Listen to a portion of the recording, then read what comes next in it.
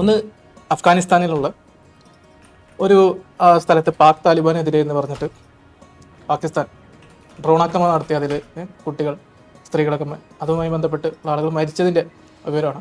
അപ്പോൾ അവിടെ ഈ അഫ്ഗാനിസ്ഥാനും പാകിസ്ഥാനും തമ്മിലുള്ള പ്രശ്നങ്ങൾ ഇപ്പോഴും വീണ്ടും നടന്നുകൊണ്ടിരിക്കുകയാണ്. അത് പാകിസ്ഥാനിലെ തന്നെ നമുക്കറിയാവുന്ന പോലെ അഫ്ഗാൻ താലിബാൻ്റെ ഒരു മറ്റൊരു വിഭാഗം, അവരൊരു അതായത് വംശീയമായിട്ട് പഷ്തോ വിഭാഗത്തിൽപ്പെട്ട ആളുകൾ തന്നെയാണ്. അവരുടെ ആവശ്യം ഇസ്ലാമിക രാജ്യം, അങ്ങനത്തെ കുറേ അവരുടെ കീഴുള്ള പ്രദേശം, ശരിയത്ത്, പാകിസ്ഥാൻ്റെ ഒരു വലിയ വിഭാഗം, വലിയ ഭാഗം എന്ന് പറയാൻ പറ്റുമെന്ന് അറിയില്ല, അഫ്ഗാനിസ്ഥാനുമായി ബന്ധപ്പെട്ട് അടുത്ത് കിടക്കുന്ന അതിർത്തി കിടക്കുന്ന ഭാഗങ്ങളിൽ വളരെ അധികം പ്രസൻസ് ഉണ്ട് ഈ തീവ്രവാദ ഗ്രൂപ്പുകൾക്ക്. പല പ്രദേശങ്ങളിലും ഇപ്പോൾ നമ്മുടെ നാട്ടിലൊക്കെ ചിലയിടത്ത് ഖാബ് പഞ്ചായത്തും അല്ലെങ്കിൽ ഇപ്പോൾ മലപ്പുറത്ത് നമ്മൾ പറഞ്ഞില്ല മുസ്ലിം ലീഗിൻ്റെ സ്വാധീനം പോലെ തീവ്രവാദികൾ ശരിയത്ത് ഭരണം ഒക്കെ നടത്തുന്ന പ്രദേശങ്ങൾ പാകിസ്ഥാനിലുണ്ട്. അപ്പോൾ ആ പാക് താലിബാൻ്റെ അവർക്കെതിരെ എന്ന് പറഞ്ഞ് സിവിലിയൻ മേഖലയിൽ പാകിസ്ഥാൻ ഡ്രോൺ ആക്രമണം നടത്തി. അത് കുറച്ച് ആൾക്കാർ മരിച്ചു. ഈ മരിച്ചതൊന്നും തീവ്രവാദികളാണോ അല്ലയെന്നൊന്നും ആർക്കും അറിയില്ല. പിന്നെ അത് പൊതുവിൽ ആരും സ്ക്രൂട്ടനൈസ് ചെയ്യാറില്ല. ഈ പാകിസ്ഥാൻ്റെ കാര്യത്തിൽ ഇപ്പോൾ ഈ മുസ്ലിങ്ങളെ കൊല്ലുമ്പോൾ അത് പ്രോബ്ലം അല്ല, അതാണ് അതിൻ്റെ ഒരു കേട്ടോ. അത് നിങ്ങൾ പത്രത്തലക്കെട്ടുകളൊന്നും കാണില്ല. ഇസ്രായേലോ അല്ലെങ്കിൽ അമേരിക്കയോ ആണ് അപ്പുറത്തെങ്കിൽ. അമേരിക്ക ആണെങ്കിൽ പോലും നമ്മൾ ശ്രദ്ധിക്കില്ല. പക്ഷേ ഇസ്രായേൽ ആണെങ്കിൽ വളരെയധികം ശ്രദ്ധ കൊടുക്കണം. കാരണം ലോകത്തെ ഏറ്റവും വലിയ ജനസൈഡ് ഇപ്പോൾ നടന്നുകൊണ്ടിരിക്കുന്നത് ഗാസയിലാണ്, നിങ്ങൾക്കറിയാലോ. അപ്പോൾ അതാണ് ഒരു വാർത്ത. പിന്നെ ഞാൻ ഇവിടെ ഉൾപ്പെടുത്താത്ത കുറച്ച് കാര്യങ്ങളുണ്ട്, അത് ഞാൻ പിന്നീട് പറയാം. അതിന് ശേഷം ഉള്ളത് ഓസ്ട്രേലിയയുടെ ഇറാനിലേക്കുള്ള ഇറാനിൽ നിന്ന് ഓസ്ട്രേലിയയിലേക്കുള്ള അംബാസിഡറെ ഇറാന് ഈ ഓസ്ട്രേലിയയിലുള്ള പല ജൂത ആരാധനാലയങ്ങളും ജൂതരുടെ കീഴിലുള്ള പല കെട്ടിടങ്ങൾ അല്ലെങ്കിൽ റെസ്റ്റോറൻറ്റുകൾ, അത് അല്ലെങ്കിൽ ജൂതരുമായി ബന്ധപ്പെട്ട സ്ഥാപനങ്ങൾക്ക് നേരെയുള്ള ആക്രമണത്തിൽ ഇറാന് പങ്കുണ്ട് എന്ന് പറഞ്ഞിട്ട് അവരെ ഓസ്ട്രേലിയ അവർ ഇറാൻ്റെ അംബാസഡറെ പുറത്താക്കി. ഇറാനിൽ നോക്കിക്കഴിഞ്ഞാൽ ഓസ്ട്രേലിയയുടെ എംബസിയോ ഇപ്പോൾ ഉണ്ടോ എന്നുള്ളതിന് സംശയമാണ്. അപ്പോൾ ഓസ്ട്രേലിയയിലുള്ള ആളുകളോട് ഇപ്പോൾ എത്രയും പെട്ടെന്ന് തിരിച്ചു വരാനൊക്കെ ഓസ്ട്രേലിയയുടെ അധികൃതർ പറയുന്നുണ്ട്. അതിൻ്റെ വിശദാംശങ്ങൾ നമുക്ക് കുറച്ച് കഴിഞ്ഞ് ചർച്ച ചെയ്യാം. ഇനി ഇപ്പോൾ ഏറ്റവും കൂടുതൽ ആളുകൾ തീവ്രവാദത്തിൻ്റെ പേരിൽ കൊല്ലപ്പെടുകയും ഏറ്റവും കൂടുതൽ തീവ്രവാദ ആക്രമണം നടത്തുകയും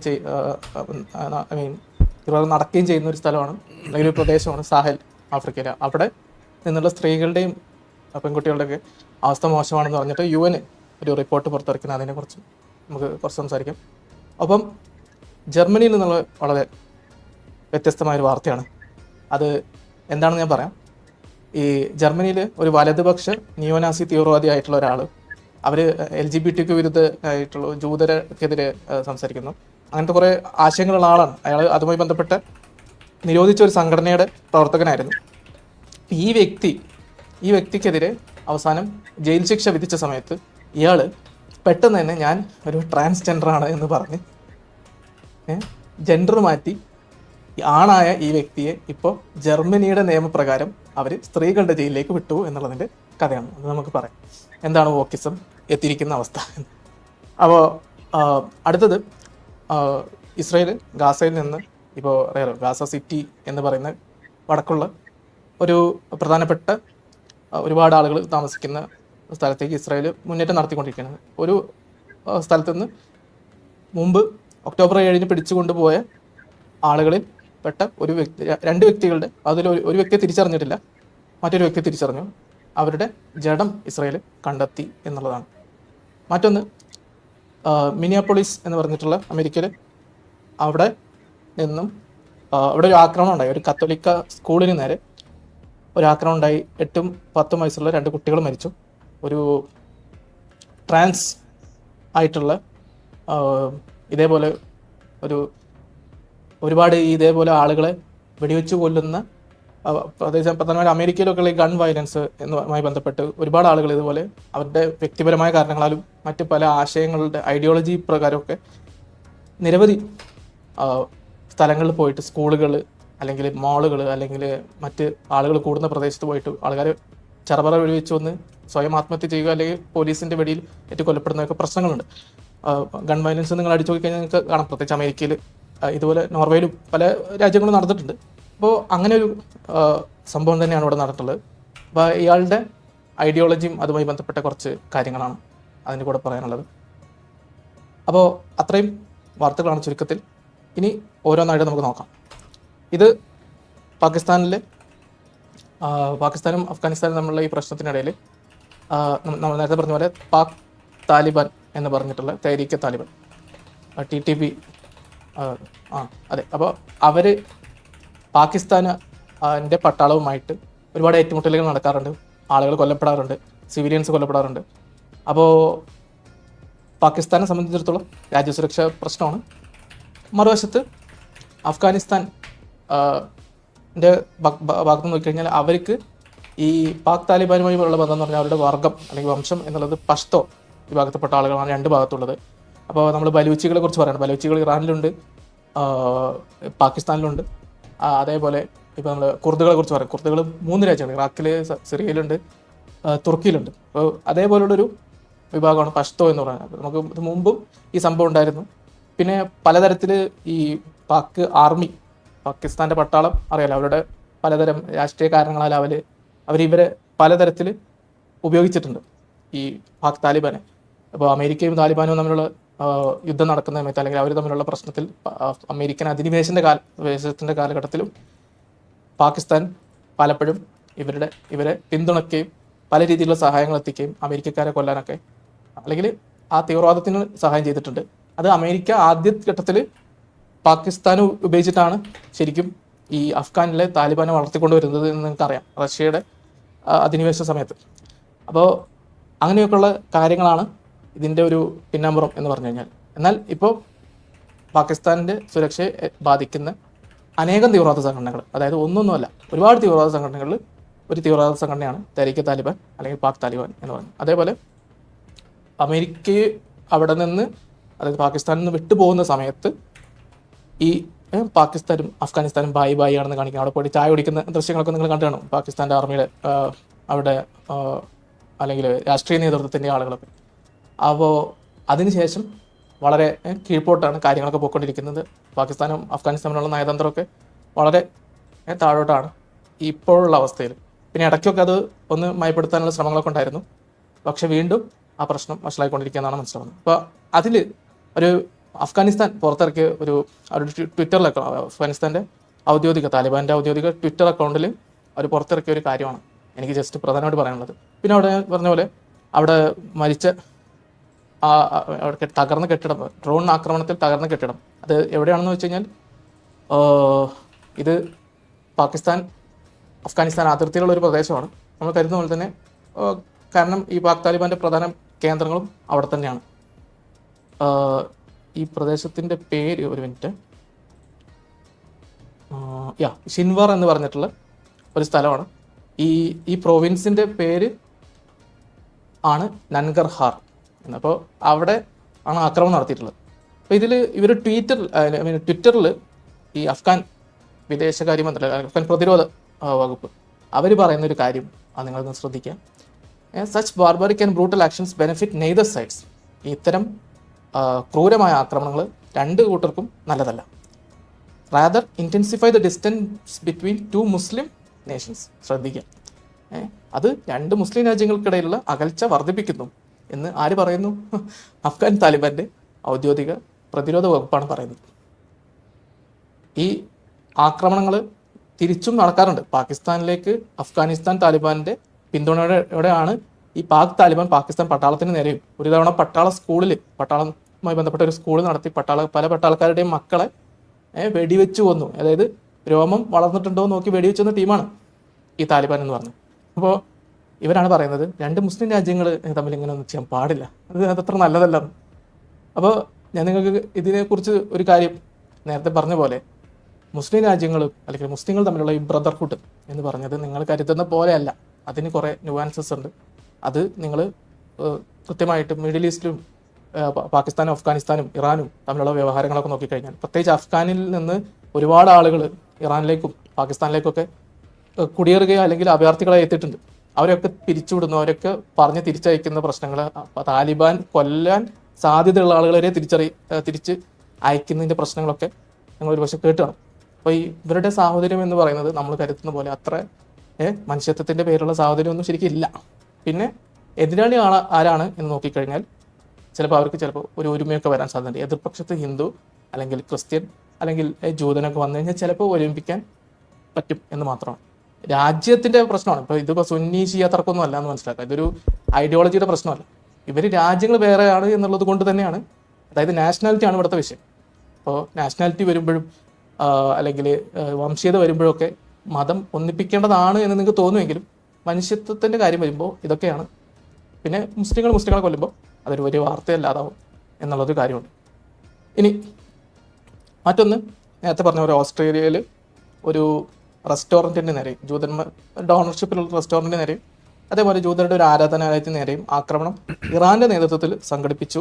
അതിൻ്റെ ഭാഗമായിട്ട് അഹമ്മദ് സദേഹി എന്ന് പറയുന്ന ഇറാൻ്റെ അംബാസഡറെ ഓസ്ട്രേലിയ പുറത്താക്കി. ഈ ഓസ്ട്രേലിയയാണ് പലസ്തീൻ എന്ന് പറഞ്ഞ് കുറച്ച് കലമ്പ് കരഞ്ഞുകൊണ്ടിരുന്നത്. കാരണം ഈ നിങ്ങൾ ഓരോ തവണ ഈ പലസ്തീൻ പ്രൊപ്പഗൻഡ അഴിച്ചുവിടുമ്പോഴും അത് ജൂതർക്കെതിരെയുള്ള ആക്രമണമായിട്ട് പല പാശ്ചാത്യ രാജ്യങ്ങളും മാറുന്നു എന്നുള്ളതാണ്. കാരണം അവിടെ ഏതെങ്കിലും മുസ്ലിമിൻ്റെ തലതിരിയും, പാവം പോയിട്ട് എന്തെങ്കിലുമൊക്കെ ചെയ്യും. അതേപോലെ ഈ വോക്കുകളായ ആളുകൾ ജൂതരുടെ നേരെ പലതരത്തിലുള്ള അവരുടെ സ്ഥാപനങ്ങൾക്ക് അതിനെ ആക്രമണിച്ചു. ഇത് ഒന്ന് നോക്കാം, ഇത് നേരെ തിരിച്ചാണെന്നൊന്ന് ആലോചിച്ച് നോക്കാം. ജൂതരെ ആക്രമിച്ച സമയത്ത് ഒക്ടോബർ 7 ജൂതരെ ആക്രമിക്കുന്ന സമയമാണ്, ജൂതരാണ് അവിടെ തിരകൾ അല്ലേ. ഒക്ടോബർ 7 ആക്രമണം നടത്തുന്ന സമയത്ത് നിങ്ങൾ എവിടെയെങ്കിലും കേട്ടോ ജൂതർ കണ്ടമാനം ലോകത്താകമാനം മുസ്ലിങ്ങൾക്കെതിരെ ആക്രമണം അഴിച്ചുവിടുന്നത് നിങ്ങൾ എവിടെയും കേട്ടിട്ടുണ്ടോ? ഇല്ല, അങ്ങനെ കേൾക്കില്ല. കാരണം ആ സംസ്കാരത്തിൻ്റെ വ്യത്യാസമുണ്ട്. അപ്പോൾ അതാണ് മറ്റൊരു വാർത്ത. അതാണ് അതായത് ഇപ്പോൾ ഹിന്ദുക്കൾക്ക് നേരെ ഇന്ത്യയിൽ കാശ്മീരിൽ ആക്രമണം നടക്കുന്ന സമയത്ത് അല്ലെങ്കിൽ നമ്മുടെ പഹൽഗാം ആക്രമണത്തിന് ശേഷം നിങ്ങൾ എവിടെയെങ്കിലും ഹിന്ദുക്കൾ മുസ്ലിം പള്ളികൾക്ക് നേരെ ആക്രമണം വ്യാപകമായിട്ട് ലോകത്ത് പല രാജ്യങ്ങളിലുള്ള ഹിന്ദുക്കൾ അഴിച്ചുവിടുന്നു നിങ്ങൾ എവിടെയും കേട്ടിട്ടുണ്ടോ? ഇല്ല. ഞാൻ പറഞ്ഞില്ല, ശത്രു ആരാണെന്ന് നോക്കിയിട്ട് മാത്രം ഒരു പ്രത്യേക തരം വികാരപ്രകടനം നടത്തുന്ന ഒരു പ്രശ്നം മുസ്ലിം സമുദായത്തിൻ്റെ ഇടയിൽ വ്യാപകമായിട്ട് ലോകത്തിൽ മൊത്തമായിട്ടുണ്ട് എന്നുള്ളതാണ്. അപ്പോൾ ഇത് അറബി അറിയത്തിൻ്റെ കുഴപ്പമില്ല. കാരണം മിക്കവാറും ഇങ്ങനത്തെ പ്രശ്നങ്ങൾ നടത്തുന്നത് അറബി അറിയുന്ന ആൾക്കാരെ. പിന്നെ ഇവിടുത്തെ ഒരു വ്യത്യാസം, ഓസ്ട്രേലിയയിൽ ഈ ആക്രമണം നടത്തിയത് ശരിക്ക് മുസ്ലിങ്ങളാണ്, അതിൽ മുസ്ലിങ്ങളായ ആളുകൾ പെട്ടിട്ടുണ്ട്. പക്ഷേ എന്ന് മാത്രമല്ല, അതിന് വേറൊരു ഡയമെൻഷൻ ഉണ്ട്. അത് റഷ്യ യൂറോപ്പിൽ യുക്രൈനിലെ അധിനിവേശം നടത്തിയതിന് ശേഷം നടത്തിക്കൊണ്ടിരിക്കുന്ന ഒരു പ്രത്യേക തന്ത്രമാണ്. അതായത് പല ക്രിമിനൽ സംഘങ്ങളെ ഉപയോഗിച്ച് ആക്രമണം നടത്തും. അപ്പോൾ എന്ത് സംഭവിക്കും?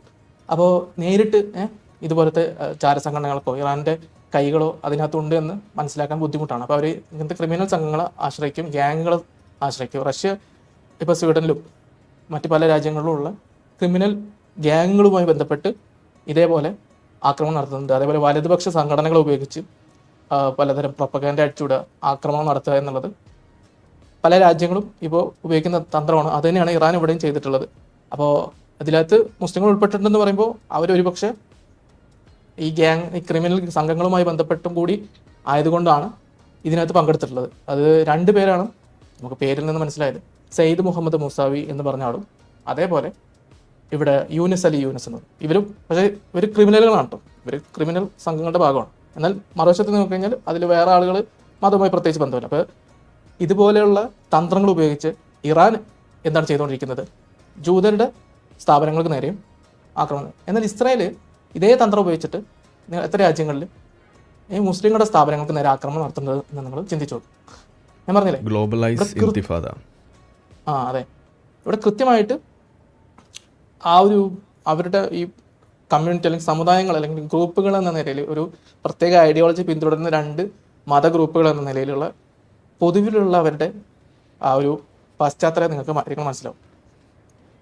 ഇനി മറ്റൊന്ന് സാഹൽ എന്ന് പറഞ്ഞിട്ടുള്ള ആഫ്രിക്കയിലെ ഒരുപാട് നമ്മൾ പ്രകൃതി വിഭവങ്ങളൊക്കെയുള്ള പ്രദേശമാണ്. പക്ഷെ അവിടെ ആക്രമണങ്ങളും അല്ലെങ്കിൽ ആഭ്യന്തര യുദ്ധങ്ങളും തീവ്രവാദവും കൊടികുത്തി വളർന്ന സമയമാണ്. ലോകത്തെ ഏറ്റവും കൂടുതൽ ആക്റ്റീവ് തീവ്രവാദികളുള്ള ഇപ്പോഴുള്ള പ്രദേശം ഇപ്പം മിഡിൽ ഈസ്റ്റിനേക്കാളും കൂടുതൽ ഉള്ള പ്രദേശമായിട്ട് സാഹൽ റീജിയൻ മാറിയിട്ടുണ്ട്. അപ്പോൾ അതിൽ പെട്ട 3 രാജ്യമാണ് ബുർക്കിന ഫാസോ, മാലി, നൈജർ എന്ന് പറഞ്ഞ രാജ്യം. അപ്പോൾ ഇവിടെ UN റിപ്പോർട്ടാണത്. അവിടെ പറയുന്നത് പ്രകാരം സ്ത്രീകളുടെയും കുട്ടികളുടെയും പ്രധാനമായിട്ട് പെൺകുട്ടികൾക്ക് നേരം വ്യാപകമായിട്ടുള്ള റേപ്പ്, മറ്റ് പലതരം ലൈംഗിക അതിക്രമങ്ങൾ നടന്നുകൊണ്ടിരിക്കുന്ന പ്രദേശമാണ്. ഒന്ന് അവിടുത്തെ ഗവൺമെൻറ്റുകൾ എന്ന് പറയുന്നത് പട്ടാള ഭരണകൂടങ്ങളാണ്. മറ്റ് നിങ്ങൾക്കറിയാം, ഈ റഷ്യയുടെ നേതൃത്വത്തിൽ ഒരു അട്ടിമറി ഈ പല രാജ്യങ്ങളിലും ഈ ഇടയ്ക്ക് നടക്കുകയുണ്ടായി. അപ്പോൾ ആ പട്ടാളത്തിൻ്റെ നേതൃത്വത്തിൽ അപ്പോൾ റഷ്യയാണ് അതിനെ പിന്തുണച്ച് ലാസ്റ്റ് റഷ്യക്കാരെ അവിടെ ഈ തീവ്രവാദികൾ കൊലപ്പെടുത്തുന്നതും. അവിടെ വാഗ്നർ ഗ്രൂപ്പ് എന്ന് പറഞ്ഞിട്ട് ഒരു റഷ്യയുടെ ഒരു സ്വകാര്യ ആർമി ഉണ്ടായിരുന്നു, നിങ്ങൾക്കറിയാം, യൂജനി പ്രഗോഷിൻ എന്ന്. അപ്പോൾ അതിനുമായി ബന്ധപ്പെട്ട വാർത്തകളൊക്കെ നിങ്ങൾ കേട്ടണം. ആ ഗ്രൂപ്പിലെ ആളുകളെ തീവ്രവാദികൾ കൊലപ്പെടുത്തിയതും അവർ ഈ സിവിലിയൻസിന് നേരെ, ഈ വാഗ്നർ ഗ്രൂപ്പ്, റഷ്യയുടെ നേതൃത്വത്തിലുള്ള വാഗ്നർ ഗ്രൂപ്പ് സിവിലിയൻസിൻ്റെ നേതൃത്വത്തിൽ സിവിലിയൻസിനെ കൊല്ലാൻ വേണ്ടി കാണിച്ചിട്ടുള്ള അതിക്രമങ്ങളൊക്കെ നമുക്കൊന്നും ചിന്തിക്കാവുന്നതിൽ അപ്പുറമുള്ള കാര്യങ്ങളാണ് അവരവിടെ ചെയ്തു കൂട്ടിയിട്ടുള്ളത്. അപ്പോൾ അങ്ങനെ ഒരു പൊളിറ്റിക്കൽ ഡയമെൻഷൻ ഉണ്ട്, റഷ്യയുടെ ഒരു സ്വാധീനം ഇവിടെ ഉണ്ട്. എന്നാൽ മറുവശത്ത് ഇസ്ലാമിക തീവ്രവാദികൾ, പ്രത്യേകിച്ച് JNIM എന്നുള്ള തീവ്രവാദ സംഘടനയുടെ നേതൃത്വത്തിലുള്ള തീവ്രവാദികൾ നിരവധി ആളുകളെ പിടിച്ചുകൊണ്ട് പോകുന്നു, പെൺകുട്ടികളെ പിടിച്ചുകൊണ്ട് പോകുന്നു, ബലാത്സംഗം ചെയ്യുന്നു. അതിന് പകരം എന്ന നിലയിൽ ഈ ജുണ്ട അല്ലെങ്കിൽ ഇവിടുത്തെ പട്ടാള ഭരണകൂടങ്ങൾ ചെയ്യുന്നതിലും ഒരുപാട് സിവിലിയൻസ് കൊല്ലപ്പെടുന്നുണ്ട്. ആക്രമണ കണക്കൊക്കെ നിങ്ങൾ നോക്കുമ്പോൾ നിങ്ങൾ ശരിക്കും ഞെട്ടിപ്പോകും. അതായത് ഇവിടെ പറഞ്ഞത് പ്രകാരം 400 തീവ്രവാദ ആക്രമണങ്ങളാണ് ഇവിടെ നടന്നിട്ടുള്ളത്. എവിടെ? ഇത് മൊത്തം ഈ സാഹൽ പ്രദേശത്തുള്ള ഈ 3 രാജ്യങ്ങളിൽ ഉള്ള കണക്കല്ല, ബുർക്കിനോ ഫാസോയിൽ മാത്രം. മൊത്തം 3 രാജ്യങ്ങളിലാണ്, ക്ഷമിക്കാം. ബുർക്കിനോ ഫാസോയിലും മാലിയിലും നൈജറിലും കൂടി ഏപ്രിൽ 1 മുതൽ ഈ ഏപ്രിൽ 1 മുതൽ ജൂലൈ 31 വരെ മാത്രം 400 തീവ്രവാദ ആക്രമണം നടന്നിട്ടുള്ളത്. അതിൽ 2870 മരണങ്ങളും നടന്നിട്ടുണ്ടെന്നാണ് പറയുന്നത്. അപ്പോൾ ഇതിനകത്ത് ഈ പട്ടാള ഭരണകൂടം ജനോസൈഡ് ഉണ്ടോ? ഇല്ല, ഇത് ഞങ്ങൾ അങ്ങനെ കണക്കാക്കാറില്ല. ഇതെന്ത് പറയാ, ഇത് സൈഡ് എന്ന് മാത്രം പറയാം, ഇത് സൈഡ് എന്ന് മാത്രം പറയുള്ളൂ, ജനവും ഇല്ല. അപ്പോൾ കാരണം മുസ്ലിങ്ങളെ കൊല്ലല്ലേ, അപ്പോൾ കുഴപ്പമില്ല. ഞാൻ തിരിച്ചായിരുന്നെങ്കിൽ ഇസ്രായേൽ എവിടെയെങ്കിലും ഉണ്ടെങ്കിൽ ഓക്കെ, തീർച്ചയായിട്ടും അത് ഞങ്ങൾ ജനോസ് എന്ന വാക്ക് അതിനകത്ത് ഹിന്ദുക്കളുണ്ടെങ്കിലും ഉണ്ടാവും. അതെ, ഹിന്ദു, ക്രിസ്ത്യൻ, ഇസ്രായേൽ, അമേരിക്ക, അല്ലെങ്കിൽ CIA, സോറി മൊബൈൽ, ഞാൻ ആവേശത്തിൽ ടേബിള് തട്ടിയതാ, സോറി. ഓക്കെ, അപ്പോൾ ഈ ഇത്തരം ആക്രമണങ്ങളിൽ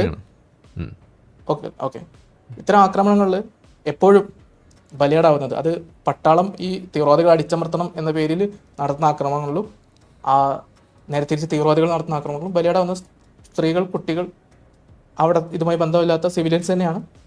അപ്പോൾ ഇത് വളരെ പ്രധാനപ്പെട്ട ഒരു പ്രശ്നമാണ്. കാരണം ഇത് കൂടുതൽ ആക്റ്റീവായി വന്നു കഴിഞ്ഞാൽ ആഫ്രിക്കയിൽ പൊതുവിൽ പല രാജ്യങ്ങളുടെയും ഒരു അവസ്ഥ നമുക്കറിയാം. അവിടെ അത്യാവശ്യം പണ്ടത്തേക്കാൾ മെച്ചപ്പെട്ട അവസ്ഥയിലേക്കൊക്കെ വന്ന രാജ്യങ്ങളുണ്ട്.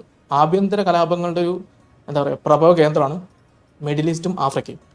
അപ്പോൾ ഈ തീവ്രവാദം ഒരുപാട് രാജ്യങ്ങളിലേക്ക് പടർന്നുകൊണ്ടിരിക്കുന്നുണ്ട് എന്നുള്ളത് മനസ്സിലാക്കുക. അപ്പോൾ ഇത് കൂടുതൽ വ്യാപകമായി കഴിഞ്ഞാൽ അത് നമ്മുടെ ഇന്ത്യ അടക്കമുള്ള പല രാജ്യങ്ങളുടെയും അവിടുത്തെ ഈ രാജ്യങ്ങളുമായുള്ള ബന്ധവും ഒക്കെ നമുക്ക് പുനഃപരിശോധിക്കേണ്ടി വരും. കാരണം ഇത് കൂടുതൽ തീവ്രവാദികൾക്ക് ഹോൾഡ് കിട്ടുന്ന പ്രദേശങ്ങളായിട്ട് ഇവിടെ മാറിക്കഴിഞ്ഞാൽ വീണ്ടും മിഡിൽ ഈസ്റ്റിനെ അത് ബാധിക്കും.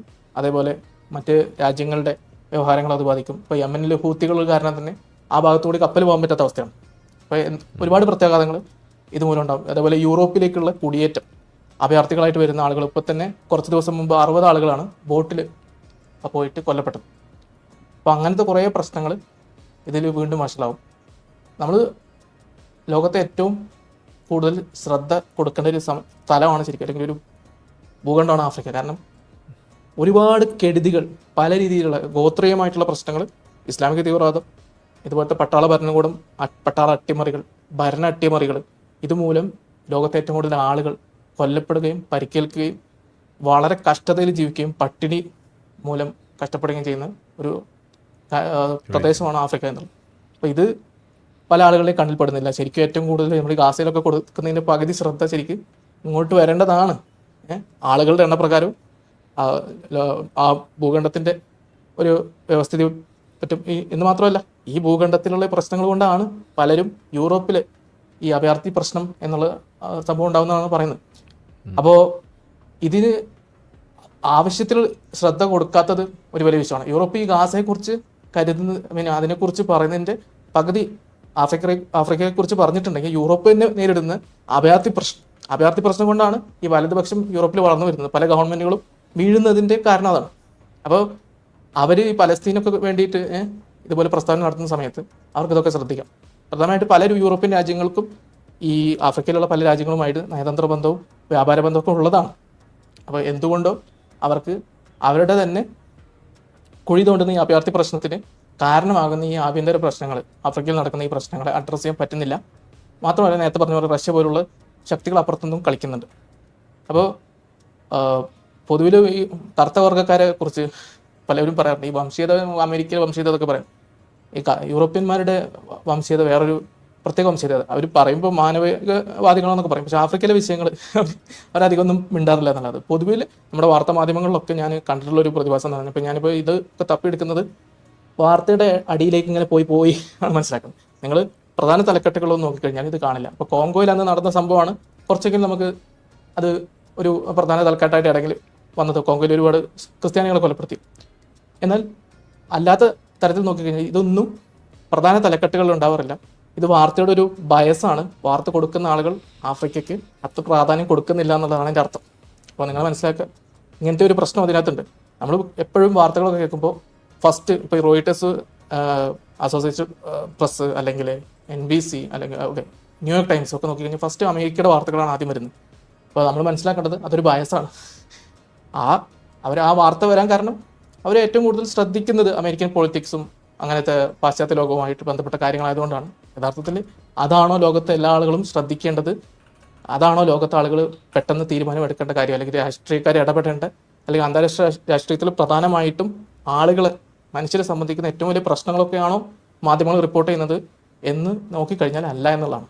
ഈ ആഫ്രിക്കയിലെ പ്രശ്നം തന്നെ ഞാൻ അതിനൊരു ഉദാഹരണമായിട്ട് പറയണം. അപ്പോൾ നിങ്ങൾ വാർത്തകളെ മനസ്സിലാക്കുമ്പോൾ ഇങ്ങനെയും കൂടിയുള്ളൊരു ബയസ് അതിനകത്തുണ്ട് എന്ന് മനസ്സിലാക്കുക. അതാണ് ഈ ഗാസയിലെ കാര്യങ്ങളൊക്കെ നമ്മൾ പറയാറുണ്ട്. ട്വിറ്ററിലും മറ്റ് പല പ്ലാറ്റ്ഫോമുകളിൽ കൂടി മുസ്ലിങ്ങൾ പൊക്കിവിടുന്നത് ഒഴിച്ചാൽ അത് ലോകത്തിൻ്റെ പ്രശ്നമല്ല ശരിക്കും. അതൊരു പ്രത്യേക പ്രദേശത്തുള്ള ഒരു വിഷയമാണ്. അത് നമുക്ക് അഡ്രസ്സ് ചെയ്യാം. പക്ഷേ അതിന് ഇത്രയും പ്രാധാന്യം കൊടുത്ത് ഇസ്രായേലിനെ ഇത് ഇത്രയും സ്ക്രൂട്ടിനൈസ് ചെയ്യേണ്ട ആവശ്യം ഉണ്ടോ എന്നുള്ളതും, ഇതേപോലെ മറുവശത്ത് ഇത്രയും സ്ക്രൂട്ടിനിയും ഇത്രയും പരിശോധനകളും നിങ്ങൾ മറ്റു വിഷയങ്ങൾ നടത്തുന്നുണ്ടോ എന്നുള്ളതും ഓരോരുത്തരും വ്യക്തിപരമായിട്ട് നിങ്ങൾ ഈ വാർത്തകളുടെ ഉപഭോക്താക്കൾ എന്ന രീതിയിൽ പരിശോധിക്കണം. അപ്പോൾ ഇനി ഗാസയിൽ നിന്ന് ഇസ്രായേൽ കണ്ടെടുത്തിട്ടുള്ള ബന്ദികളുടെ ജഡങ്ങളാണ്. അതിലൊരാളാണ് ഇദ്ദേഹത്തിൻ്റെ ഭാര്യയും മകളെയും മുമ്പ് തട്ടിക്കൊണ്ടു പോയതായിരുന്നു. അവരെ പിന്നീട് വിട്ടയച്ചു. ഇദ്ദേഹത്തിൻ്റെ മകള് ഇപ്പോൾ IDF എനിക്കൊന്ന് 2024 മെയ്യിലെങ്ങാണ്ട് ചേർന്നു വീണ്ടും. അപ്പോൾ ഇതുപോലെ ആളുകളെ ഇങ്ങനെ തട്ടിക്കൊണ്ട് പോകും, എന്നിട്ട് വില പേശും. എന്നിട്ട് മുസ്ലിങ്ങൾ പറയും ഞങ്ങൾ സിവിലിയൻസിനെ കൊല്ലുന്നതെന്ന്. നിങ്ങൾ അത് ചെയ്യാതിരിക്കുക. ഇപ്പോൾ ഈ ഗാസയിലെ ആളുകൾ ഇതുപോലെ ആൾക്കാരെ തട്ടിക്കൊണ്ടുപോയി അവിടെ ഒരു യുദ്ധം ഉണ്ടാക്കാൻ ഇസ്രായേലിനെ പ്രേരിപ്പിച്ചു എന്നാണ് ശരിക്കും പറയേണ്ടി വരിക. കാരണം ഇസ്രായേലിനെ സംബന്ധിച്ചിടത്തോളം ഈ യുദ്ധം ചെയ്യാന്നുള്ളതൊന്നും അവരെ സംബന്ധിച്ചോളം അവർക്ക് അത്ര ഈസിയായ കാര്യങ്ങളല്ല. പണച്ചെലവുണ്ട്. പിന്നെ ഇസ്രായേലി പല ആൾക്കാരും IDF ഡെത്ത് ടു അത്. ഈ IDF എന്ന് പറഞ്ഞു കഴിഞ്ഞാൽ ഇസ്രായേലികളിലെ ജൂതന്മാരുടെ മക്കളാണ് കേട്ടോ. അതായത് അവർ നമ്മുടെ ഇന്ത്യയിലൊക്കെ ഉള്ള പോലെ ഒരു സെപ്പറേറ്റ് പട്ടാളമല്ല. അവിടുത്തെ ആളുകൾ നിർബന്ധമായിട്ടും വലിയൊരു ശതമാനം ആളുകൾ പട്ടാളത്തിൽ ചേർന്നിരിക്കണം എന്നാണ്. അതിൽ എക്സെപ്ഷൻ, അതിൽ അപവാദമായിട്ട് കൊടുത്തിട്ടുള്ളത് പല അറബികൾക്ക്. അതാണ് ഇവിടെ മനസ്സിലാക്കുന്നത്. അറബികൾക്ക്, എനിക്കൊന്ന് മുസ്ലിങ്ങൾക്ക്, ഇസ്രായേലിലെ മുസ്ലിങ്ങൾക്ക് നിർബന്ധമായിട്ട് ചേരേണ്ട ആവശ്യമില്ല. പക്ഷെ ജൂതന്മാർക്ക് അത് നിർബന്ധമാണ്. അപ്പോൾ ഈ ആളുകൾ, അല്ലെങ്കിൽ ഇസ്രായേൽ എന്ന രാജ്യത്തിൻ്റെ പട്ടാളം എന്ന് പറയുമ്പോൾ ഇസ്രായേലി പോപ്പുലേഷൻ്റെ കൂടി റെപ്രസെൻറ്റേഷൻ എന്ന് മനസ്സിലാക്കും. അതിനകത്ത് രാഷ്ട്രീയം പോലും ഉണ്ട്. ഇപ്പോൾ IDF എന്തോ മറ്റേ ഈ വലതുപക്ഷ പട്ടാളമാണെന്ന് കരുതിയിട്ടുണ്ട്. IDF ഇടത്, നിങ്ങൾ പറയുന്നത് നമ്മുടെ നാട്ടിലെ ഹിന്ദു പത്രം ഉണ്ടല്ലോ, ആ മോഡൽ ടീമുകളൊക്കെ ഉണ്ട് IDF. കാരണം ഈ ഇസ്രായേലികളുടെ മക്കളാണ് ഈ പട്ടാളത്തിൽ ചേർന്നിട്ട് അവിടെ പോകുന്നത്. നമ്മുടെ ജെൻസിയിൽ പെട്ട 18 മുതലുള്ള പിള്ളേരാണ് ഇപ്പോൾ യുദ്ധം ചെയ്തുകൊണ്ടിരിക്കുന്നത്. അപ്പോൾ ഇതൊന്നും മനസ്സിലാക്കാതെയാണ് ഇവരെന്തോ ഈ IDF എന്തോ ഒറ്റ ശിലയിൽ തീർത്ത ഒരു വിഭാഗമാണെന്നും ഒക്കെയാണ് പലരും ചിന്തിച്ചു വെച്ചിട്ടുള്ളത്. അപ്പോൾ ഈ IDF പോലുള്ള ഒരു പട്ടാളത്തിന് ശരിക്കും ഇങ്ങനത്തെ യുദ്ധങ്ങളിൽ ഇടപെടാൻ ഒരു താല്പര്യമില്ല. അവരുടെ പലതരം പ്രസ്താവനകളും അവരും ഇസ്രായേലിലെ രാഷ്ട്രീയ നേതൃത്വവും തമ്മിലുള്ള വാഗ്വാദങ്ങളൊക്കെ ഇസ്രായേൽ മാധ്യമങ്ങൾ റിപ്പോർട്ട് ചെയ്യുന്നതെന്ന് പരിശോധിച്ച് മനസ്സിലാക്കും. ഇപ്പോൾ IDFന്റെ തലവനായിട്ടുള്ള ഇയാൽ സമീർ അയാൾ പറഞ്ഞിട്ടുള്ളത്, ഇപ്പോൾ ഹമാസ് ഗാസ സിറ്റി ഇസ്രായേൽ പിടിച്ചെടുക്കുമെന്ന് പറഞ്ഞപ്പോൾ അപ്പോൾ തന്നെ വന്നിട്ട് ഞങ്ങൾ ഡീൽ ഒപ്പിട്ടു എന്ന് പറഞ്ഞിട്ട് സ്റ്റീവ് വിറ്റ്കോഫ് എന്ന് പറഞ്ഞിട്ട് അമേരിക്കയുടെ പ്രതിനിധി പണ്ട് പറഞ്ഞ് ഡീൽ ഞങ്ങൾ ഒപ്പിടാം, 10 ബന്ദികൾ ഇടാം, അതേപോലെ 18 മരിച്ച ആളുകളുടെ ജഡവും കൈമാറും എന്നാണ് പറഞ്ഞിട്ടുള്ളത്. പക്ഷേ ഇസ്രായേൽ ഇപ്പോൾ പറയുന്നത്, അപ്പോൾ കാരണം ഇസ്രായേൽ ആദ്യം പറഞ്ഞപ്പോൾ അവർ പറഞ്ഞു അതൊന്നും നമുക്ക് പറ്റില്ല എന്ന് പറഞ്ഞുകൊണ്ടിരുന്ന ടീമാണ്. ഗാസ സിറ്റി പിടിച്ചെടുക്കാമെന്ന് പറഞ്ഞപ്പോൾ ഞങ്ങൾ ചെയ്യാമെന്ന് പറഞ്ഞിട്ട് അത് ആ ഗാസ സിറ്റി പിടിച്ചെടുക്കുന്നത് വൈകിപ്പിക്കാൻ വേണ്ടി ഒരു തന്ത്രം മുന്നോട്ട് വന്നിട്ടുണ്ട്. അല്ലെങ്കിൽ അതുമായി ബന്ധപ്പെട്ട ഞങ്ങളൊരു ഓഫർ നടത്തി എന്ന് പറഞ്ഞ് അങ്ങനെ ആക്കി ഇസ്രായേലാണ് ഒന്നും ഈ ഡീലിന് ഒപ്പിടാൻ തയ്യാറാവാത്തത് എന്ന് വരുത്തി തീർക്കാനാണ്. ഇസ്രായേൽ ഇപ്പോൾ പറയുന്നത് നിങ്ങൾ എല്ലാ ആളുകളെയും വിട്ടുതരിക എന്നാൽ മാത്രമേ നമുക്ക് യുദ്ധം നിർത്താൻ പറ്റൂ. നിങ്ങൾ ഒരു വെടിനിർത്തൽ വേണമെങ്കിൽ എല്ലാ ആളുകളെയും, അത് മരിച്ചവരുടെ ജഡവും മുമ്പ് പിടിച്ചുകൊണ്ട് പോയ ആളുകളുടെ ജീവനോടെ ഇരിക്കുന്ന ആളുകളെയും മൊത്തമായിട്ട് കൈമാറണം. അല്ലെങ്കിൽ എന്ന് മാത്രമല്ല ഹമാസ് അവിടെ നിന്ന് പോകണം, അല്ലെങ്കിൽ ഹമാസ് നിരായുധീകരിക്കണം, അവരുടെ ആയുധങ്ങൾ താഴെ വെച്ച് കീഴടങ്ങുക, അല്ലെങ്കിൽ അവിടെ നിന്ന് ഗാസയിൽ നിന്ന് വിട്ടു പോവുക എന്നുള്ള ഓഫറാണ് ഇവിടെ കൊടുത്തിട്ടുള്ളത്. അപ്പോൾ അമേരിക്കയും അതിനെ പിന്തുണക്കുന്നതാണ് മനസ്സിലാവുന്നത്. ഇതിൻ്റെ ഭാഗമായിട്ട് ഈയിടെ അമേരിക്കയിൽ ഒരു ചർച്ച നടക്കുകയുണ്ടായി, ഗാസയുടെ യുദ്ധത്തിന് ശേഷമുള്ള അധികാരം ആര് ഏറ്റെടുക്കും എന്നുള്ളത്. അപ്പോൾ അതിൻ്റെ വിശദാംശങ്ങൾ നമ്മൾ വരുമ്പോൾ ചർച്ച ചെയ്യാം. എന്തായാലും ഞാൻ പറഞ്ഞ പോലെ ഇസ്രായേലിന് ഈ യുദ്ധത്തിൽ ഇങ്ങനെ മുന്നോട്ട് പോയി അത് അവസാനം പണ്ടാരമടങ്ങുന്ന ഒരവസ്ഥയിലേക്ക് പോകാൻ സാധ്യത. കാരണം ഇസ്രായേലി യുദ്ധം പല ആളുകളും പറയുന്നത് ഇസ്രായേലിൻ്റെ ക്രൂരതയെക്കുറിച്ചൊക്കെ പറയുമ്പോൾ ഇസ്രായേലികളിൽ എത്ര പേർക്ക് യുദ്ധത്തിന് താല്പര്യമുണ്ടെന്ന് നിങ്ങൾ ചിന്തിച്ച് നോക്കുക. പല പട്ടാളക്കാർക്ക് തന്നെ ഈ യുദ്ധം ചെയ്യാൻ താല്പര്യമില്ല. അത് നിങ്ങൾ ഇസ്രായേലി മാധ്യമങ്ങൾ ശ്രദ്ധിച്ചാൽ നിങ്ങൾക്ക് മനസ്സിലാവും, ഇസ്രായേലി പട്ടാളക്കാരുടെ ഇൻ്റർവ്യൂവിൽ മനസ്സിലാവും. അതേപോലെ ഇസ്രായേലി പട്ടാളത്തിൻ്റെ നേതാവായിട്ടുള്ള ഞാൻ നേരത്തെ പറഞ്ഞ ഇയാൽ സമീർ, അവരും ഈ നെതന്യാഹുവിൻ്റെ ക്യാബിനറ്റ് പെട്ട ആളുകൾ തമ്മിലുള്ള തർക്കങ്ങളും അവർ പറയുന്നത് നമുക്ക് ഈ ഡീലെടുത്തിട്ട് 10 പേരെ എടുക്കാം, എന്നിട്ട് നമുക്ക് അടുത്ത ഒരു 3 മാസത്തെ വെടിനിർത്തലിന് ശേഷം വീണ്ടും യുദ്ധം പുനരാരംഭിക്കുക എന്നാണ് ഇസ്രായേലി പട്ടാളത്തിന് തലവൻ പറയുന്നത്. നമ്മുടെ നാട്ടിൽ ഇന്ത്യൻ പട്ടാളത്തിൻ്റെ നേതാവിന് അല്ലെങ്കിൽ ഇന്ത്യൻ പട്ടാളത്തിൻ്റെ അപ്പോൾ chief of defence staff CDS ആയിട്ടുള്ള 3 നാവികസേന, വ്യോമസേന, കരസേനയുടെ 3ൻ്റെയും കൂടി കോർഡിനേറ്റഡ് ആയിട്ടുള്ള ആ ഒരു പദവിയിലിരിക്കുന്ന ആൾക്ക് ഇന്ത്യൻ രാഷ്ട്രീയത്തോട് അങ്ങനെ പറയാനുള്ള ഒരു അവസ്ഥ അവിടെ ഉണ്ടോ? ഇല്ല. ഇന്ത്യൻ പ്രധാനമന്ത്രിയുടെ വാക്കിനെതിരായിട്ട് ഒന്നും പട്ടാളത്തിന് പറയാനുള്ള അവസ്ഥ ഇന്ത്യയിലില്ല. പക്ഷെ അത്രയും പോലും തർക്കങ്ങളൊക്കെ നടന്നുകൊണ്ടിരിക്കുന്ന ഒരു രാജ്യമാണ് ഇസ്രായേൽ. അപ്പോൾ നമ്മൾ ഇങ്ങനെ അടച്ചാക്ഷേപിക്കുന്ന സമയത്ത് ഇത്തരം തർക്കങ്ങളും ഇത്തരം ഈ പട്ടാളത്തിൻ്റെ അഭിപ്രായങ്ങളൊക്കെ വെവ്വേറെ തന്നെ ഇതുപോലത്തെ റിപ്പോർട്ടുകൾ വരുന്നുണ്ട്. അപ്പോൾ നമുക്കൊരിക്കലും എന്ത് പറയാൻ പറ്റില്ല, ഈ ഇസ്രായേൽ എന്നുള്ളത് ഒരു ഒറ്റ ശിലയിൽ തീർത്ത ഒരു രൂപമാണ്. അല്ലെങ്കിൽ ഇസ്രായേൽ പട്ടാളം എന്നുള്ളത് അതിന് പോലും ഒരു രാഷ്ട്രീയമുണ്ട് എന്നുള്ള തിരിച്ചറിവ് നമുക്ക് മനസ്സിലാകും. അവർ പോലും ഈ യുദ്ധത്തിൽ മുന്നോട്ട് പോകാൻ താല്പര്യപ്പെടുന്നതല്ല. കാരണം ഈ യുദ്ധം നേരത്തെ പറഞ്ഞ പോലെ ഇസ്രായേലികളുടെ മക്കൾ വന്നിട്ടാണ് യുദ്ധം ചെയ്യുന്നത്. അവർ നമ്മുടെ നാട്ടിലുള്ള പോലെയുള്ള ഒരു സെപ്പറേറ്റ് പട്ടാളം അല്ല. അപ്പോൾ ഓരോ തവണ ഇങ്ങനെ യുദ്ധം മുന്നോട്ട് കൊണ്ടുപോകുമ്പോൾ പുതിയ ആളുകളെ, ഇപ്പോൾ പഴയ ആളുകൾ 2 വർഷമായിട്ട് യുദ്ധം ചെയ്തുകൊണ്ടിരിക്കുകയായിരുന്നു, പുതിയ ആളുകൾ റിക്രൂട്ട് ചെയ്യേണ്ടി വരും, റിസർവിൽ ആളുകൾ വേണ്ടി വരും. അപ്പോൾ ഇങ്ങനെ റിക്രൂട്ട് ചെയ്യുന്നതിനൊക്കെ ബുദ്ധിമുട്ടുണ്ട്. ഓൾറെഡി യുദ്ധം ചെയ്ത് ക്ഷീണിച്ച് പണ്ടാരമടങ്ങിയ കുറേ പട്ടാളക്കാർ അവിടെയുണ്ട്. അപ്പോൾ അങ്ങനത്തെ കുറേ പ്രശ്നങ്ങൾ ഇതിനകത്തുണ്ട്. പക്ഷേ ഇതൊന്നും ആർക്കറിയണ്ട. ഈ സോക്കോൾഡ് വിമർശകരെന്നല്ല, ഈ ഹമാസിൻ്റെ പ്രൊപ്പഗാൻഡ അടിച്ചു കൊടുക്കുന്നവർക്ക് ഇസ്രായേലി പട്ടാളം ആണ് എപ്പോഴും വില്ലൻ എന്നുള്ളത്. ഇനി ഒരു കാര്യം ഒന്ന് ആഡ് ചെയ്യാം ഇതിലിപ്പോൾ ഈ ഇസ്രായേലി ഡിഫൻസ് ഫോഴ്സ് എന്ന് പറയുമ്പോൾ അതിൽ തന്നെ ഉണ്ട് അതിൻ്റെ അർത്ഥം. ഇതൊരു ഡിഫൻസ് ഫോഴ്സാണ്. അവർക്ക് നേരെ നിങ്ങൾ എന്തെങ്കിലും ചെയ്താൽ അവർ വെറുതെ നോക്കിയിരിക്കാനൊന്നും പോകുന്നില്ല.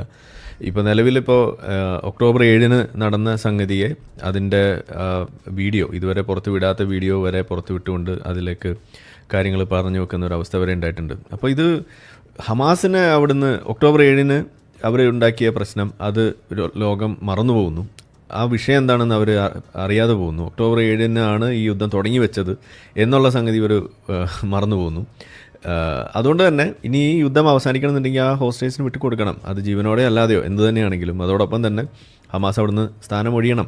ഇത് നമ്മൾ പറയുന്ന മാതിരി എന്താ പറയുക, നെതന്യാഹുവിൻ്റെ മാത്രം അവകാശമല്ല, അല്ലെങ്കിൽ ഒരു ആവശ്യമല്ല. അതിവിടെ സൗദി അറേബ്യയും ഫ്രാൻസും ഒക്കെ ഉൾപ്പെട്ടിട്ടുള്ളൊരു കഴിഞ്ഞ ഒരു മീറ്റിംഗ് കൂടിയിട്ട് അവർ തന്നെ പറഞ്ഞു ഇത് നിങ്ങൾ വിട്ടുകൊടുത്തേ പറ്റുള്ളൂ. ആ അവസ്ഥയിലേക്ക് വരെ എത്തിയിട്ടുണ്ട്. അപ്പോൾ ഇതാണ് നമ്മളവിടെ പറയുന്നത്. ഇനി ഇതിലൊരു കാര്യം, ഓരോ ഘട്ടത്തിലും ഇവർക്ക് വേണ്ടി ബാറ്റ് ചെയ്യാൻ വേണ്ടി വരുന്നത് ആരാണ്? ഈ ഹമാസിന് വേണ്ടിയിട്ട്. അതിലാണ് ഇതിൽ ഏറ്റവും വലിയൊരു തമാശ കാണുന്നത്. ഈ മീഡിയ പറയുന്നത് നമ്മൾ കേട്ടു. അതോടൊപ്പം തന്നെ പറയുന്ന ഒരു കാര്യമാണ്, ഇപ്പോൾ ഈ IPC ഒരു ക്ലാസിഫിക്കേഷൻ നടത്തി. അവിടെ ഫാമിനുണ്ട്, ഫസ്റ്റ് ടൈം കൺഫേംസ് എന്നൊക്കെ പറഞ്ഞിട്ടൊരു സാധനം. അതിനകത്ത് കറക്റ്റ് എഴുതി വെച്ചിരിക്കുകയാണ്. അതായത് ഗാസ സിറ്റി അത് പിടിച്ചടക്കാൻ പോവുകയാണ് IDF. അത് പിടിച്ചെടുത്താൽ വലിയ പ്രശ്നമായിരിക്കും എന്നൊക്കെയാണ് അവർ പറഞ്ഞു വെക്കുന്നത്. അതിൽ നിന്ന് തന്നെ കാര്യം വ്യക്തമല്ലേ. അതായത് ഈ സംഗതി ആ ഗാസ സിറ്റി പ്ലാൻ, അതിനെ തടയാൻ വേണ്ടിയിട്ട് ഹമാസിന് വേണ്ടിയിട്ട് ഇറക്കിയ ഒരു റിപ്പോർട്ട് പോലെ നമുക്കതിനെ കാണാൻ കഴിയുള്ളൂ. അല്ലെങ്കിൽ എന്തിനാണ് ഇതുപോലൊരു റിപ്പോർട്ടിനകത്ത് ഇങ്ങനെയുള്ള പൊളിറ്റിക്കലായിട്ടുള്ള സംഗതികൾ, അതും നടക്കാൻ പോകുന്ന കാര്യങ്ങൾ വെച്ചിട്ട്? അങ്ങനെയാണോ ഫാമിനെ കുറിച്ച് നമ്മൾ പറയാം? അങ്ങനെയാണോ ജനോസൈഡിനെ കുറിച്ച് നമ്മൾ പറയാം? നടന്ന സാധനങ്ങൾ ഉണ്ടോ ഇല്ലേ, ഇതല്ലേ അന്വേഷിക്കുന്നത്. ആ റിപ്പോർട്ടിനകത്ത് നടക്കാൻ പോകുന്നു എന്ന് പറഞ്ഞിട്ട് അതിനകത്തൊരു കാര്യം പറയുമ്പോൾ അവിടെ തന്നെ ഈ സാധനത്തിൻ്റെ ക്രെഡിബിലിറ്റി ഒക്കെ ചോദ്യം ചെയ്യപ്പെടും. അതിനെക്കുറിച്ചുള്ള വീഡിയോ നമ്മൾ വേറെ ചെയ്യുന്നുണ്ട്. ഇപ്പോൾ നിലവിൽ ആംനസ്റ്റി റിപ്പോർട്ടിൻ്റെ ഒരു വീഡിയോ നമ്മൾ ഓൾറെഡി ചെയ്തത് പുറത്തു വരികയും നമ്മളുടെ വോക്കുകൾ മുഴുവൻ നെട്ടോട്ടത്തിലാണ്, അവർ വല്ലാതെ പൊള്ളിയിട്ടുണ്ടെന്നാണ് മനസ്സിലാക്കുന്നത്. അപ്പോൾ ഇനി IPCയുടെയും കൂടി നമ്മൾ പ്രിപ്പയർ ചെയ്യുന്നുണ്ട്. അതും കൂടി വന്നു കഴിയുമ്പോൾ ബാക്കിയും കൂടി തീരുമാനമാകും. അപ്പോൾ എന്തായാലും അതും കൂടി ഒന്ന് ആഡ് ചെയ്യാമെന്ന് വിചാരിച്ചു. യെസ്, കംപ്ലീറ്റ് ചെയ്തോളൂ. ഓക്കെ. അപ്പോൾ ഈ റിപ്പോർട്ടിനെ കുറിച്ചുള്ള ചില കാര്യങ്ങൾ, ആംനസ്റ്റി റിപ്പോർട്ടിനെ കുറിച്ചല്ല, ഗാസയിലെ മരണത്തിനെ കുറിച്ച് ചില കാര്യങ്ങൾ പറയാനുണ്ട്. അപ്പോൾ അത് ഞാൻ അതിൻ്റെ കൂടെ പറയാം. അതിന് മുമ്പ് നമ്മൾ നേരത്തെ ചുരുക്കത്തിൽ പറഞ്ഞ ചില വാർത്തകളുടെ വെബ്സൈറ്റിൽ പോയിട്ട് ചില കാര്യങ്ങൾ പറയാനുണ്ട്. അപ്പോൾ ഞാനത് ഷെയർ ചെയ്യാം. ഒരു മിനിറ്റ്. നമ്മൾ വിട്ടുപോയത് എനിക്കൊന്ന് തോന്നുന്നു, മിനിയാപോളിസിൽ ഒരു പയ്യൻ, 23 വയസ്സുള്ളൊരു പയ്യൻ ആക്രമണം നടത്തി. ഫോട്ടോ ഒക്കെ അവിടെ ഉണ്ട്. നമ്മളിപ്പോൾ ഈ വെബ്സൈറ്റിൽ ആ ഫോട്ടോ ഇല്ലാത്തത് കൊണ്ട് കാണിക്കാത്തതാണ്. മിനിയാപോളിസ് അമേരിക്കയിൽ ഒരു സ്ഥലമാണോ സ്റ്റേറ്റ് ആണോ എന്ന് എനിക്കറിയില്ല. സ്റ്റേറ്റ് ആയിരിക്കും ഒരു പക്ഷേ എന്തായാലും അവിടെ ഒരു കത്തോലിക്ക സ്കൂളിന് നേരെ ഒരു ആക്രമണം നടന്നു. സ്കൂളിൽ കുട്ടികളെ തന്നെ ലക്ഷ്യം വെച്ച് നടത്തിയ ഒരു ഗൺ വയലൻസ് വിഭാഗത്തിൽപ്പെടുത്തുന്ന ഒരു ആക്രമണം തന്നെയാണ്. ഒരു ഹേറ്റ് ക്രൈമാണ്. ഇത് തീവ്രവാദാക്രമണമായിട്ട് FBI ക്ലാസിഫൈ ചെയ്തു എന്നാണ് പറയുന്നത്. എന്തായാലും ആ വ്യക്തിയുടെ മാനസികമായിട്ടുള്ള ഒരു നിലയാണ് ഞാൻ ജസ്റ്റ് സൂചിപ്പിക്കാൻ ഉദ്ദേശിക്കുന്നത്. ഒരു ട്രാൻസ് ആണ്. പുള്ളിയുടെ പേരൊക്കെ റോബർട്ട് എന്നാണ് പേര്. പിന്നീട് അത് റൂബിൻ അങ്ങനെ മാറ്റി. അപ്പോൾ പേര് മാറ്റിയതിനെ കുറിച്ചൊക്കെ ചർച്ച ഓൺലൈൻ മാധ്യമങ്ങളൊക്കെ നിരവധി വന്നതാണ്. അതേപോലെ പുള്ളിയുടെ പലതരം ആശയങ്ങൾ, ഒന്ന് ഒരു നാസികളൊക്കെ പറയുന്ന ഒരു മോഡൽ ജൂതവിരുദ്ധതയുണ്ട്. അതേപോലെ LGBT രസം ഒരു പക്ഷത്ത് ട്രാൻസാണ്. ഇതേപോലെ നാസിസത്തിൻ്റെയൊക്കെ ഒരു ചേരുവകളുള്ള പല ജൂതവിരുദ്ധത, ജൂതന്മാർ ലോകം കീഴടക്കാൻ പോകുന്ന ആശയങ്ങൾ. അതേപോലെ പുള്ളിയുടെ തോക്കുകൾ, പുള്ളി യൂട്യൂബിൽ അപ്ലോഡ് ചെയ്ത ചില വീഡിയോകളുടെ ദൃശ്യങ്ങൾ, മഹിയാർ ടോസി എന്ന് പറഞ്ഞിട്ടൊരു യൂട്യൂബ് ചാനലുണ്ട്, നിങ്ങൾക്ക് വേണമെങ്കിൽ പോയി അതിനകത്ത് കാണാം. അപ്പോൾ അതിനകത്ത് കാണിക്കുന്നുണ്ട് ആ കാര്യങ്ങളൊക്കെ. തെളിവുകൾ വേണവർക്ക് അത് പോയി പരിശോധിക്കാം. അതിനകത്ത് മാഷാല്ല എന്ന് എഴുതിയിട്ടുണ്ട്, ഫ്രീ പലസ്തീൻ എന്ന് എഴുതിയിട്ടുണ്ട്. അതേപോലെ പലതരം സാധനം, ഡിസ്ട്രോയ് ഇന്ത്യ, പിന്നെ F എന്ന് പറഞ്ഞിട്ട് കുറെ സാധനം അവിടെ എഴുതിയിട്ടുണ്ട്. പിന്നെ ട്രംപിനെ കൊല്ലണം. അപ്പോൾ നമ്മൾ സോഷ്യൽ മീഡിയയുടെ ഇമ്പാക്റ്റ് ഉണ്ടായിട്ടുള്ളൊരു വ്യക്തിയാണ്. അത് മാത്രമല്ല പേഴ്സണലായിട്ട് കുറേ മാനസികമായിട്ട് എന്തൊക്കെ പ്രശ്നമുള്ളൊരു ആളാണെന്നാണ് മനസ്സിലാവുന്നത്. ഇദ്ദേഹത്തിൻ്റെ കാമുകനോ ആരാണെന്ന് അറിയില്ല, ഈയിടെ ബ്രേക്കപ്പായി അതിൻ്റെ കുറച്ച് വിഷമം അനുഭവിച്ചിരുന്നു എന്നാണ് മനസ്സിലാവുന്നത്. അപ്പോൾ ഞാൻ ജസ്റ്റ് ഇതിൻ്റെ കൂടെ കാണിക്കാൻ കാരണം ഈ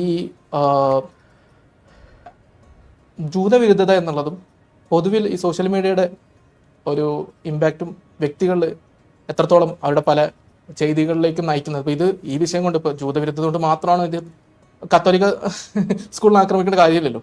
ഇയാളുടെ പ്രസ്താവനയായിട്ട് പറയുന്നത്, മുമ്പ് പറഞ്ഞിട്ടുള്ള, ഞാൻ ആരെങ്കിലും ആക്രമിക്കുന്നുണ്ടെങ്കിൽ അതൊരു സയനിസ്റ്റിൻ്റെ കൂട്ടത്തിന് നേരെ ആയിരിക്കും എന്നാണ് മുമ്പ് പറഞ്ഞിരുന്നത്. പക്ഷേ കത്തോലിക്ക സ്കൂളിന് നേരെയാണ് ആക്രമണം വെച്ചിട്ടത്.